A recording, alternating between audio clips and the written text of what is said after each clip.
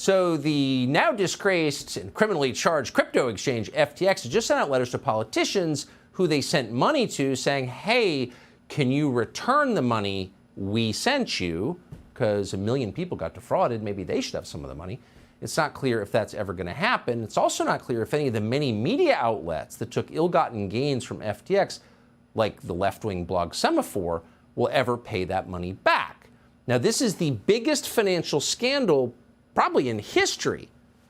Joe Biden is expected to ignore it completely tonight, even though the Democratic Party was the main political beneficiary of the money from FTX.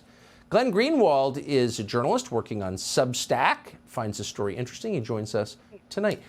Glenn, thanks so much for coming on. It's a little weird, like the cynical among us when the FTX story broke said to one another, this will be out of the news in a week. And actually it was.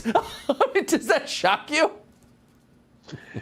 Yes and no. I mean, it would be like, if Bernie Madoff was found to be with his tentacles in a bunch of political offices, you would think that would be a story that would go on for a long time. I think the reason why they wanted to get rid of this is it's too revealing.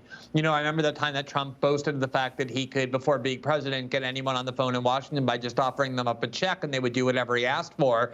That, of course, is how D.C. works, and this shows it. There are politicians who are very liberal, who usually would be in favor of regulating a new currency, a cryptocurrency, who suddenly got adamant that the government should stay out of it. It turns out they were getting big money from FTX. There are, he said in an interview, Sam Bankman-Fried did, that he purposely touted his donations to Democrats and hid the ones he made to Republicans because the only way to be popular among the media is by having them think that you're donating to Democrats. If they donate to Republicans, they hate you. So there's so much going on here that reveals a little bit too bright of a light at how Washington really works.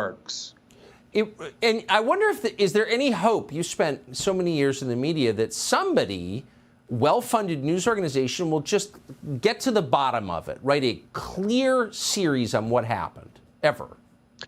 The problem is that he was buying out media outlets as well. I mean, so many of them were recipients of huge amounts of money. The Intercept, where I used to work, I founded it and then quit, got huge grant from him, and to this day refuses to return it. And everyone knows, including these politicians, it's not their money. That money was stolen. It was a Ponzi scheme, and people are out without their money while these media outlets and politicians keep the money that doesn't belong to them.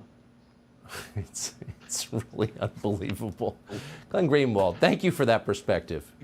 Hey, Sean Hannity here. Hey, click here to subscribe to Fox News YouTube page and catch our hottest interviews and most compelling analysis. You will not get it anywhere else.